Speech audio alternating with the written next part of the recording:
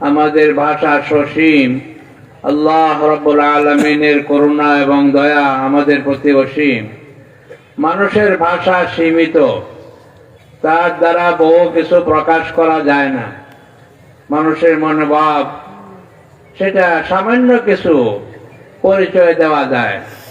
তাই আল্লাহ পাক রব্বুল আলামিন মানুষের অন্তরে যে ভাব সৃষ্টি করেন, সেটা মানুষের ভাষায় পুরাটা প্রকাশ পায় না। আল্লাহ পাক দয়া করে ঈমানের আলো আমাদেরকে দান করেছেন। ঈমান যদি সামান্য কিছু, এক যাররা পরিমাণে কারো সাথে থাকে নিয়ে যাইতে পারে, আল্লাহ পাক দুনিয়া থেকে 10 গুণ বড় তার পুরস্কার দান করবেন। সুবহানাল্লাহ।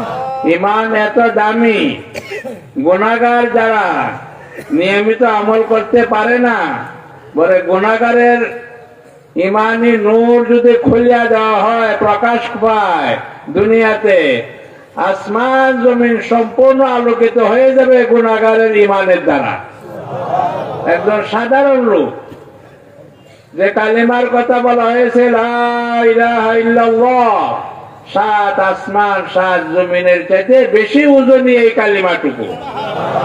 যার ভিতরে এই কালিমা আছে, তার দাম আল্লাহর ঘর বাইতুল্লাহর চাইতে লক্ষ কোটি গুণ বেশি।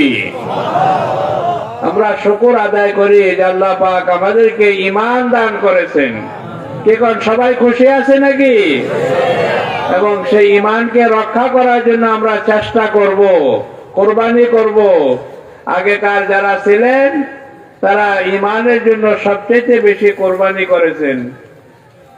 বিলাল রাদিয়াল্লাহু আনহুর কথা আমরা শুনছি, বুকের উপরে পাথর দেয়া গরম বালুতে শোয়া রাখছেন, কিন্তু তবু ঈমানের উপরে কোন রকম দাগ আসতে দেয় নাই। তিনি আহাদ আহাদ বলছেন।